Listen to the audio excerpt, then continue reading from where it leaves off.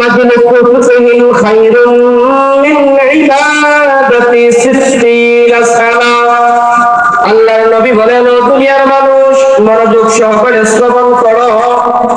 যেই মজলিসের মধ্যে দ্বীনের আলোচনা করা হয়, যেই মজলিসের মধ্যে ফিকহের আলোচনা করা হয়, কোরআন সুন্নাহর আলোচনা করা হয়, যদি মজলিসটা ছোট হয়ে থাকে, ক্ষণিক সময়ের জন্য হয়ে থাকে, বিশ্বনবী রাহমাতুল লিল আলামিন বলেন, মাজলিসু ফিকহিন খায়রুম মিন ইবাদাতি 60 সানা। বিশ্বনবী রাহমাতুল লিল আলামিন বলেন, খানায়ে কাবার সামনে হজ্জে আসওয়াদকে সামনে রেখে লাইলাতুল কদরের রাত্রিতে একদিন নয়, 2 দিন নয়, 60 বছর নফল নামাজ পড়লে যেই সওয়াব হয়, একটু সময়ের জন্য যদি ফিকহের আলোচনা করা হয়, একটু সময় যেই মজলিসের মধ্যে দ্বীনের আলোচনা করা হয়, ওই মজলিসে যদি আমি আর আপনি বসি, দ্বীনের আলোচনা করি এবং দ্বীনের আলোচনাগুলি শুনি, বিশ্বনবী রাহমাতে আলম বলেন, 60 বছর নফল ইবাদত করার সম পরিমাণ সওয়াব করা আমলনামায় দেওয়া হয়। সুবহানাল্লাহ। যে মানুষ এবং জিন, এই দুইটা জাতিকে আল্লাহ দুনিয়াতে পাঠাইছে শুধু ইবাদতের জন্য। কিসের জন্য ভাই? শুধু ইবাদতের জন্য। অন্য কোন মাকসাদে রব আমাদেরকে সৃষ্টিই করে নাই। এই আয়াতের অর্থটা তখনই আমার আপনার বুঝে আসবে যখন আমি যে হাদিস পাঠ করেছি, হাদিসের আলোচনাটা যদি একটু বুঝি। বিশ্বনবী রাহমাতুল লিল আলামিন হাদিসে ঘোষণা করেন, বাক্কা খামসুম মা আসফালাহুন্না ফিল মিজান ওয়া সুবহানাল্লাহ আলহামদুলিল্লাহ লা ইলাহা ইল্লাল্লাহু আল্লাহু আকবার। আল ওয়ালাদুস সালিহু ইউতাওয়াফফা লিল মারইল মুসলিম ফায়াহতাসিব। আল্লাহ রাব্বুল আলামিনের নবী, আমার আপনার নবী, সাইয়্যিদুল মুরসালিন, খাতামুন নবিয়্যিন, নবী মুহাম্মদুর রাসূলুল্লাহ সাল্লাল্লাহু আলাইহি ওয়াসাল্লাম বলেন, বাক্কা খামসুম মা আসফালাহুন্না ফিল মিজান ওয়া সুবহানাল্লাহ। বিশ্বনবী রাহমাতুল লিল আলামিন বলেন, বাহ কতই না চমৎকার। যে মানুষ জমিনের মধ্যে বসে 5টা কাজ করে, বিশ্বনবী রাহমাতুল লিল আলামিন বলেন, যখন হাসরের ময়দান কায়েম হয়ে যাবে, মিজান কায়েম হয়ে যাবে, তখন দেখা যাবে যে মানুষ জমিনের মধ্যে বসে 5টা কাজ করছে, তার মিজানের পাল্লাটা ভারী হয়ে আছে। সুবহানাল্লাহ। 5 কাজের প্রথম কাজ হলো, আল্লাহ রাব্বুল আলামিনের নবী, আমার আপনার নবী, সাইয়্যিদুল মুরসালিন, খাতামুন নবিয়্যিন, নবী মুহাম্মদুর রাসূলুল্লাহ সাল্লাল্লাহু আলাইহি ওয়াসাল্লাম বলেন, বাক্কা খামসুম মা আসফালাহুন্না ফিল মিজান ওয়া সুবহানাল্লাহ। নবীজি বলেন, জমিনের মধ্যে মানুষ যখন বসে বসে রবের প্রশংসা করে, রবের পবিত্রতা ঘোষণা করে, জমিনের মধ্যে বসে যদি কোনো মানুষ বারবার এই কথা বলে যে সুবহানাল্লাহ সুবহানাল্লাহ, আল্লাহ রাব্বুল আলামিন আসমানের ফেরেশতাদেরকে ডাইকা বলেন, ও আসমানের ফেরেশতা, তোমরা সাক্ষী থাকো, দুনিয়ার মানুষ আমি রব কখনো দেখে নাই, আমি রব পবিত্র তাও তারা দেখে নাই কোনদিন, আমি মহান রবকে তারা না দেখে তারা আমি মহান রবকে পবিত্র তারা ঘোষণা করতেছে, জমিনের মধ্যে বসে বসে আমি নাকি পবিত্র এই গুণগান গাইতেছে, তারা জমিনের মধ্যে বসে বসে এই কথা বলতেছে সুবহানাল্লাহ। জমিনের মধ্যে কোন মানুষকে পবিত্র এই কথা তারা বলে নাই, কোন এমপি, মন্ত্রী, চেয়ারম্যানকে পবিত্রতা তারা ঘোষণা করে নাই, আমি মহান রব আহকামুল হাকিমিনকে তারা এই কথা বলতেছে সুবহানাল্লাহ। আসমানের ফেরেশতা, তোমরা সাক্ষী থাকো, যে মানুষটা জমিনের মধ্যে বসে বসে এই কথা বলতেছে আমি মহান রবকে পবিত্রতা ঘোষণা করতেছে, আসমানের ফেরেশতা তোমরা সাক্ষী থাকো, আমি আসমানের মালিক আল্লাহ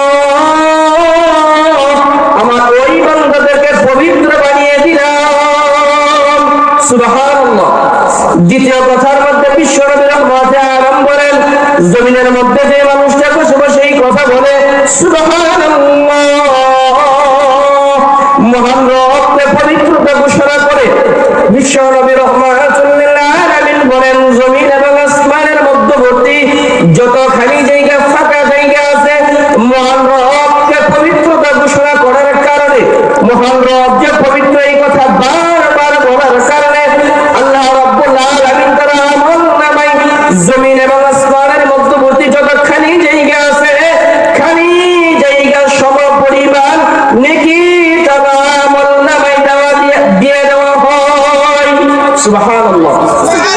বিশ্বনবী রাহমাতুল লিল আলামিন বলেন 5 কাজের 2 নম্বর কাজ হলো বান্দা তুমি যখনই সময় পাইবা পড়তে থাকবা আলহামদুলিল্লাহ। আলহামদুলিল্লাহর ব্যাপারে বিশ্বনবী রাহমাতুল আলামিন বলেন জমিনের মধ্যে যেই মানুষটা বসে বসে মহান রবের প্রশংসা করে আলহামদুলিল্লাহ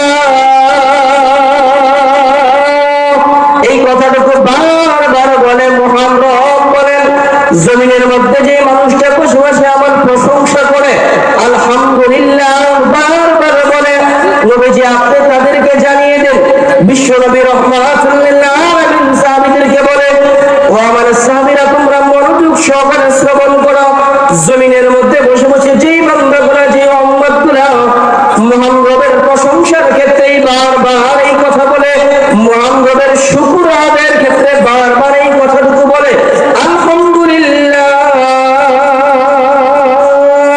যে মানুষটা জমিনের মধ্যে বসে বসে বেশি বেশি আলহামদুলিল্লাহ পড়ে আপনি তাদের ব্যাপারে সুসংবাদ জানিয়ে দেন সুবহানাল্লাহ। সুসংবাদ কি নবীজি বলেন আমার সাহাবীরা মনোযোগ সহকারে শ্রবণ করো মনোযোগ সহকারে শোনো আল্লাহ রাব্বুল আলামিন আলহামদুলিল্লাহ লিখতে 8টা অক্ষর ব্যবহার করেছে পাশাপাশি মহান রব 8টা জান্নাত তৈরি করেছে। সাহাবারা প্রশ্ন করলো ইয়া রাসূলুল্লাহ 8টা জান্নাত এবং আলহামদুলিল্লাহ শব্দের মধ্যে 8টা অক্ষর ব্যবহারের মধ্যে মিল কি রয়েছে তার মধ্যে এত মিল কেন রেখেছে বিশ্বনবী রাহমাতুল লিল আলামিন বলেন ও আমার সাহাবীরা জমিনের মধ্যে যে মানুষটা বসে বসে এই কথা বলে আলহামদুলিল্লাহ যে মানুষটা জমিনের মধ্যে বসে বসে বেশি বেশি এই কথা বলে আলহামদুলিল্লাহ তাদের ব্যাপারে বিশ্বনবী রাহমাতুল আলামিন বলেন যখন হাসরের ময়দান কায়েম হয়ে যাবে জান্নাত জাহান্নাম যখন তৈরি হয়ে যাবে কোন কোন মানুষদেরকে জাহান্নাম তাদেরকে ডাকতে থাকবে জমিনের মধ্যে যে মানুষটা বসে বসে আলহামদুলিল্লাহ পড়েছে জান্নাতের 8টা দরওয়াজা হইতে তাদেরকে ডাকা হবে তুমি আমার ভিতর দিয়ে জান্নাতে প্রবেশ করো তুমি আমার ভিতর দিয়ে তুমি জান্নাতে প্রবেশ করো। আল্লাহ রাব্বুল আলামিন বলেন আলহামদুলিল্লাহ ভিতরে এত নিয়ামতের এত প্রশংসা রেখেছি আমি আল্লাহ রাব্বুল আলামিন এই আয়াতে বলেন ওয়ালাউ আন্নামা ফিল আরদি মিন শাজারাতিন আকলাম ওয়াল বাহরু ইয়ামুদ্দুহু মিন বা'দিহি সাবআতু আবহুরিম মা নাফিদাত কালিমাতুল্লাহ। আল্লাহ রাব্বুল আলামিন বলেন জমিনের মধ্যে যত নদ নদী রয়েছে সমস্ত নদ নদীর পানিকে যদি আমি কালি বানাইয়া দেই পৃথিবীর জমিনের মধ্যে যত গাছপালা রয়েছে সমস্ত গাছপালাদেরকে যদি আমি কেটে কেটে কলম বানাইয়া দেওয়া হয় জমিনের মধ্যে যত মানুষ এবং জিন রয়েছে সমস্ত মানুষ এবং জিন জাতিকে যদি আমি লিখনেওয়ালা বানাইয়া দেই একবার নয় দুইবার নয় সাবাতু আবহুরিম মা নাফিদাত কালিমাতুল্লাহ 7 বার পর্যন্ত যোগ্যতা দিলেও দেখা যাবে কলম শেষ কালি শেষ লিখতে লিখতে তাদের হাত অবশ হয়ে যাবে কিন্তু আলহামদুলিল্লাহ শব্দের প্রশংসা লেখা শেষ হবে না সুবহানাল্লাহ। এই কারণে যখনই সময় পাইবো আমরা এই কথা বলতে থাকবো আলহামদুলিল্লাহ। 3 নম্বরে নবীজি বলেন ও দুনিয়ার মানুষ তোমরা যখনই সময় পাইবা পড়তে থাকবা লা ইলাহা ইল্লাল্লাহ। এটা যে কত বড় দামি শব্দ এই শব্দটা হযরত আদম আলাইহিস সালাতু ওয়াস সালাম থেকে আমাদের নবী পর্যন্ত প্রত্যেকটা নবীগণের এই কালিমা ছিল যে লা ইলাহা ইল্লাল্লাহ আল্লাহ ছাড়া কোনো মাবুদ নেই আল্লাহ ছাড়া কোনো মাবুদ নেই। এই শব্দটা এত দামি একটা শব্দ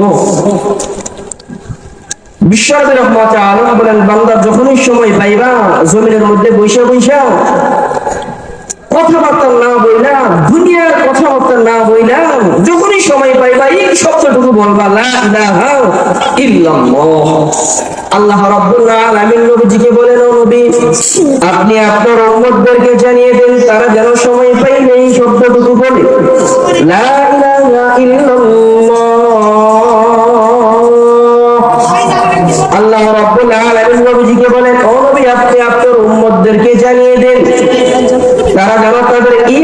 পাকাপোক্ত করে, ঈমানকে মজবুত করে।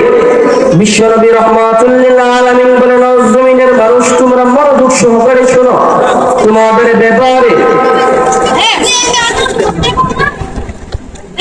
জমিনের মধ্যে যখন সময় পাইবা এই কথা বলতে থাকবা, লা ইলাহা ইল্লাল্লাহ। বিশ্বনবী রাহমাতুল লিল আলামিন বলেন, জমিনের মধ্যে যে মানুষটা এই কথা বলে লা ইলাহা ইল্লাল্লাহ, তাদের দৃষ্টান্ত হলো পবিত্র গাছের ন্যায়। পবিত্র গাছ কোন গাছ? আল্লাহ রাব্বুল আলামিন আয়াত নাযিল করেন, আলাম তারা কাইফা দারাবাল্লাহু মাতালান কালিমা তাইয়িবাতান কাশাজারা। আল্লাহ রাব্বুল আলামিন বলেন, পবিত্র গাছ তো সেই গাছ যে গাছের শাখা প্রশাখাগুলো সাত আসমানের উপরে চলে যায়, গাছের শিকড়গুলো সাত জমিনের নিচে চলে যায়। যে গাছের শাখা প্রশাখাগুলো সাত আসমানের উপরে চলে যায়, যে গাছের শিকড়গুলো সাত জমিনের নিচে চলে যায়, দুনিয়ার কোন ঝড় তুফানে ওই গাছের কোন ক্ষতি করতে পারে না। ঠিক তদ্রূপভাবে আল্লাহ রাব্বুল আলামিন বলেন, আলাম তারা কাইফা দারাবাল্লাহু মাতালান কালিমা তাইয়িবাতান কাশাজারা। আল্লাহ রাব্বুল আলামিন বলেন, যেই মানুষটা জমিনের মধ্যে বসে বসে এই কথা বলতে থাকবে লা ইলাহা ইল্লাল্লাহ, তাদের ঈমান নামক গাছের শিকড়গুলা সাত জমিনের নিচে চলে যায়। ঈমান নামক গাছের শাখা প্রশাখাগুলো সাত আসমানের উপরে চলে যায়। দুনিয়ার কোন বাতিল ফেরেশতা তাকে কোনো ক্ষতি করতে পারবে না, শয়তান তাকে দুঃখ দিতে পারবে না, ওয়াসওয়াসা দিতে পারবে না। 4 নম্বরে বিশ্বনবী রাহমাতে আলম বলেন, বান্দা তুমি যখনই সময় পাইবা পড়তে থাকো আল্লাহু আকবার। আল্লাহ রাব্বুল আলামিন বলেন, যে মানুষটা জমিনের মধ্যে বসে বসে আমি মহান রবকে বড় বলে আল্লাহু আকবার, আল্লাহ বড় বলে, আমি মহান রব জমিনের মধ্যে তাদেরকে বড় বানিয়ে দেই। সুবহানাল্লাহ। 5 নম্বর বিশ্বনবী রাহমাতে আলম বলেন, আল ওয়ালাদুস সালিহু ইউতাওয়াফা লিল মারইল মুসলিমি ফায়াহতাসিব। সময় একেবারে সংক্ষিপ্ত ছোট্ট করে শেষ করে দিতেছি।